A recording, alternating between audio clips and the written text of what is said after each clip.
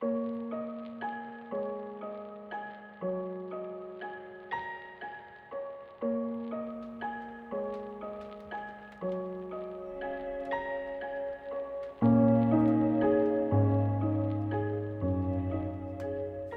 everybody, welcome to the dungeon. My name is Robin and today is Lampworking 101.89 Part 2. Today I wanted to incorporate the Many Layered Murrini into a bead. I tried to shape these Murrinis into a heart shape because we have a subscriber that was interested in seeing this technique. So that's what I'm doing. And as soon as I put the bead away in my annealer, I noticed that the temperature was running over 2000 degrees. So I kind of like panicked real quick, and I have a relay issue, or there's something wrong with my element. So I ordered the parts, they'll be in soon, and hopefully my lovely annealer will be fixed and ready to go again for next week. So on that note, I hope you're all doing safe and well out there, and thanks so much for joining me. I'll see you next time in the dungeon. Okay, here's where we ended part 1 with our Murrinis and another shot of that lovely Murrini end. I always like to keep these little pieces around just for future reference, and plus they're really beautiful.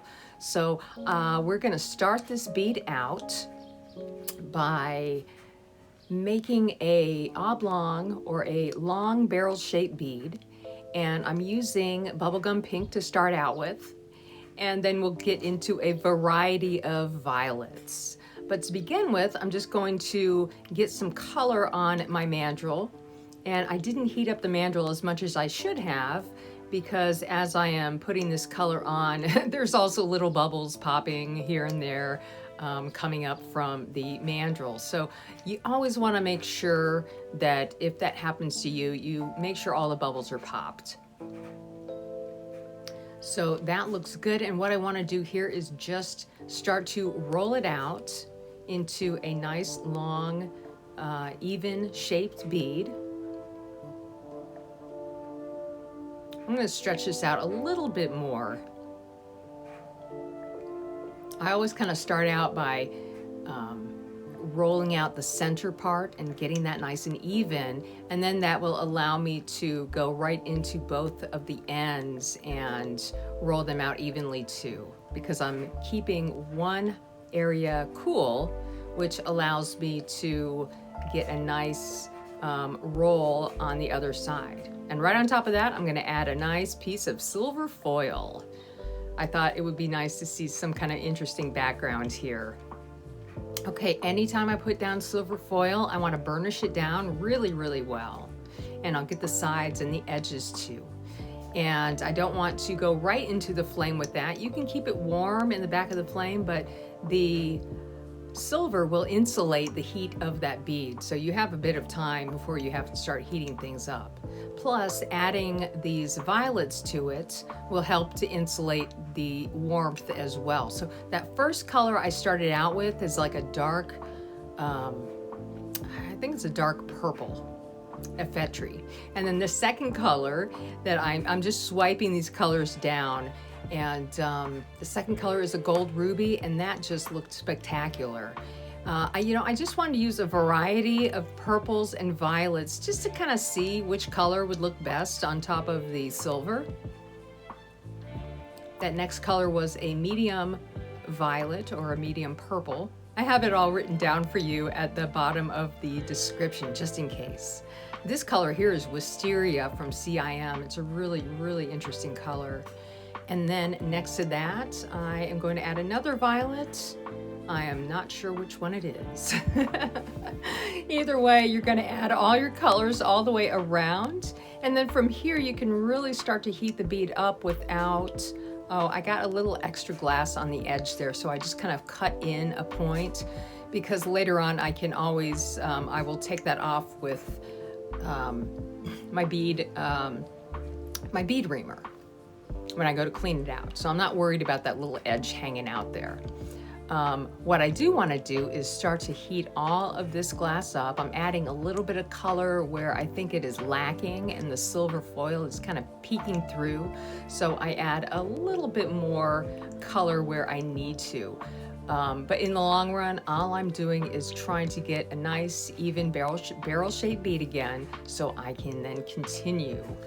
And as you roll this out, you'll start to see that really beautiful silver showing up through these transparent colors. It doesn't show up through all the colors, like the dark purples probably weren't the best colors to use here, but it's a, it's a test bead, so you have to experiment sometimes, so that's what I'm doing.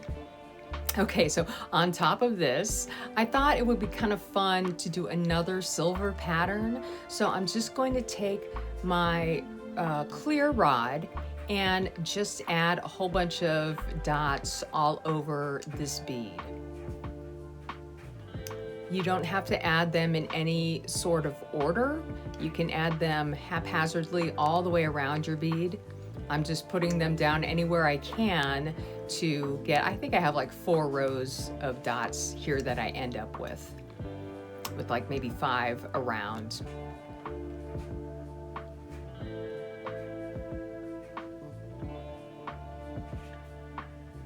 And when I was done with this specific technique, I was really happy about it. And I was looking at the finished bead, and I think I might use this for an upcoming demo because it's really something to kind of look at a little bit closer. But real quickly, what I'm going to do is get another piece of foil and just gently heat the bead up. You want to keep those dots raised up, and I'm trying to figure out where I can get the most of my silver on here. And I didn't get it all the way around, so I didn't have any silver left sitting out anywhere. So what I ended up doing was taking a little piece off of the end and doing my best to place it in that area where there is no silver. It doesn't touch every dot, but I did my best and it worked out in my favor. I really like the way that this ended up looking.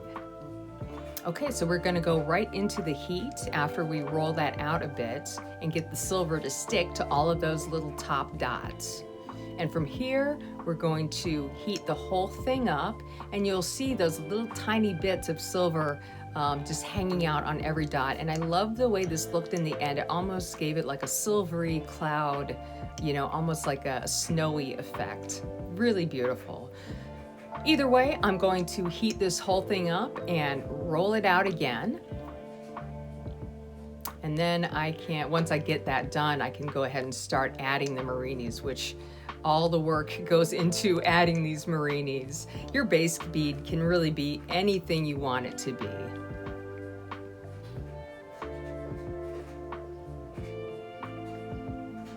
But the outcome here I thought was just fascinating with these little silver dots.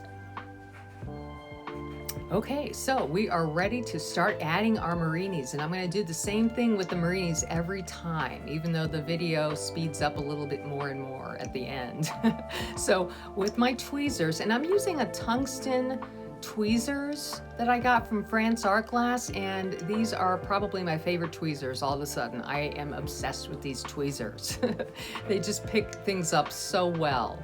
So I am going to heat up a spot on my bead, and I have the Murrini just gently hanging out over the flame. I don't want to get it in the flame. I'm just kind of hovering the Murrini right on top of the flame. But most of the heat is going on the bead itself. So I'm heating up right next to that Murrini I just added.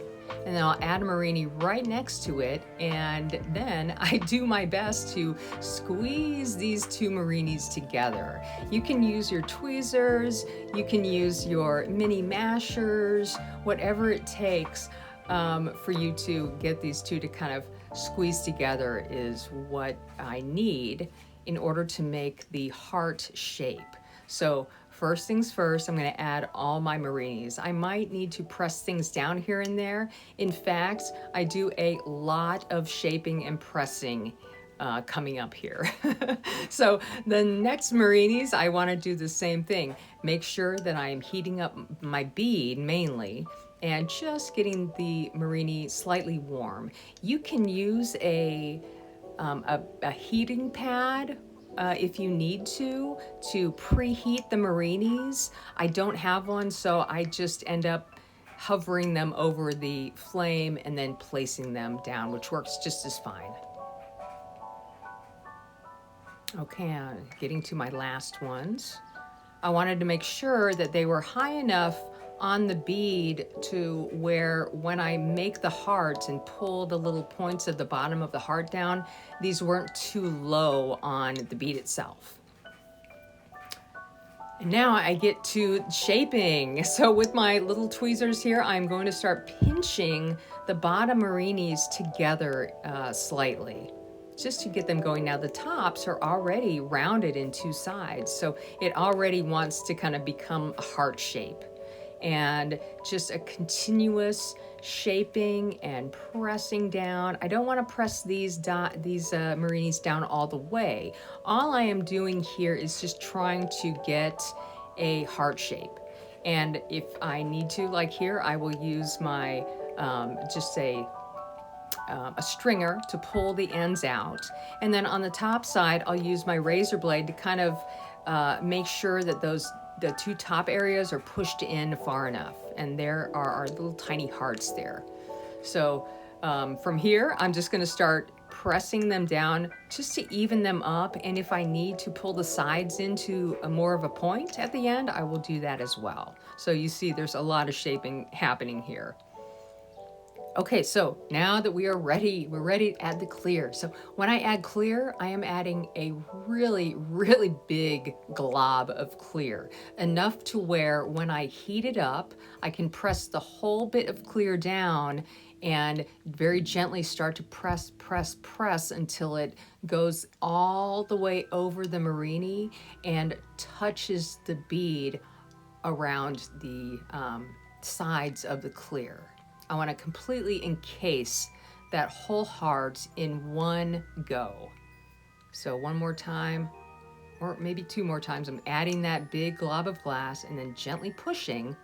You can push a couple times because it's so hot, it will just immediately want to encase that Murrini.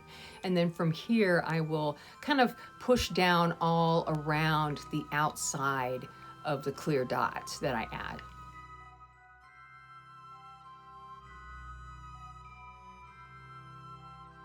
Now I need to add all of the clear all the way around it. So wherever you can do it, you can either do it by swiping, you can do it by adding dots, but because we have those big globs of clear covering the Murrinis, you don't have to like go over those. You just want to get clear all around them. So where I can, I will just add big dots all the way around to even all of the clear out on everything.